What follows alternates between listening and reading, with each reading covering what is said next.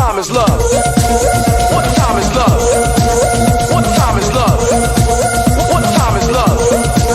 What time is love? What time is love? What time is love?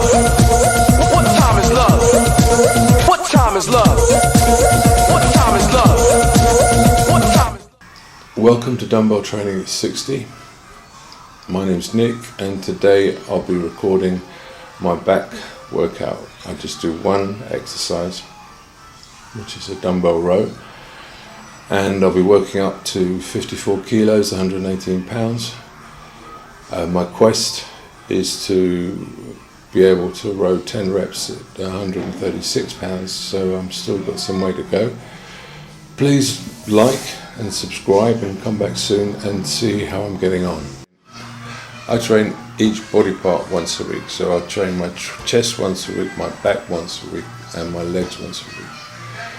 And to be honest, at 60, that's all I can really do before I start to find that I get weaker rather than stronger. I log everything, so I log all my warm-up sets. If I've got a cold or a muscle ache or some kind of inflammation that stops me from training, I'll write that down. Well, the back session, I'll start off doing 6 reps at 22 kilos, 2 reps at 30 kilos, 2 reps at 38 kilos, 2 reps at 42 kilos, 2 reps at 46 kilos, 2 reps at 50 kilos, which is 110 pounds, and then I'll go to failure on 54 kilos, which is 118 pounds. My goal is for 136 pounds to do 10 reps, so I've still got some way to go there. What about back exercise? I loosen up, I stretch, I do stiff leg deadlifts, basically touching my toes with stiff legs 20 times to get my lower back ready. I'm relatively stronger. I'm relatively strong in my back, so I'm lifting heavier weight than I can on just about any exercise, even deadlifts. I'm stronger. That's probably because I haven't trained my legs anything like what I should have done, and I've trained my back a lot harder.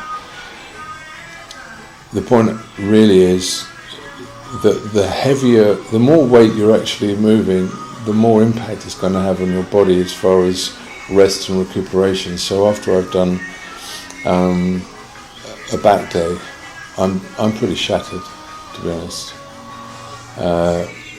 But the benefits are, if you don't really push yourself, you're not going to really make any progress.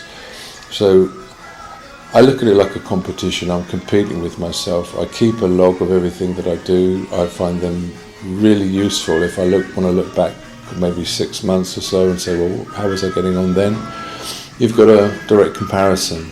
And if you're making changes, so that you may be changing more frequently or less frequently, or you're bulking up. I don't bulk, actually. My weight is pretty much consistent. I'm about 210 pounds. I don't have any real goals to put on a lot of weight. I do intermittent fasting, which is basically 8 once a day, and it's a monster meal. Because I don't want to eat twice. I got to a stage at one point about 3 years ago. I was eating 12 eggs in the middle of the day, so I had an extended stomach all afternoon. And in the evening I was eating again. I had an extended stomach in the evening, and I just thought, I can't be doing this. So I stopped eating in the middle of the day, and now I eat basically around about 7-8 o'clock, and then I might have another snack or something around about 9 o'clock. And although it's certainly quite a lot of effort to eat that amount of food, I eat about 4,000 calories, something like that. It's quite difficult. What's the point I'm making? Although it's quite difficult to eat that amount, I haven't got an extended stomach all day long. I feel comfortable until I've eaten, and then I'm sleeping, I'm resting. There are benefits to growth hormone release when you intermittent fast, and I think that's one of the reasons that I've been able to put on some muscle since, at 60, because my testosterone isn't there to do it. When you if you want to have a look on YouTube, there are a lot of very interesting videos on intermittent fasting. Some people say, oh, don't want to intermittent fast. Some people say, you've got to eat 5 meals a day and make sure you're getting regular intake of protein. Well, I don't eat 5 times a day. I have one huge amount of protein. The body is very adaptable, and there are, it's like diet really. You can find a diet that will work for you, good. Growth hormone, when you intermittent fast and you train intensely to failure, and you're using ketones, I think, that burn fat rather than glycogen, because the glycogen stores are depleted when you train, and that forces the body, or the body releases a huge amount. I think it's something like over 1,000% of natural growth hormone when you train hard, and that will help you put on muscle. But I'm sure other diets work very well. You could look at the last couple of reps and say, well, they're not really 100%, and they're not. But that's more like a forced rep. That is to say, you've still got some energy left. You can't complete it 100%, but if you try, you might get an 85% completion. Because the way you're weakest at the top of the exercise rather than the bottom of the exercise, you can probably lift it a couple of inches off the ground for maybe 20 reps. Thank you very much for watching.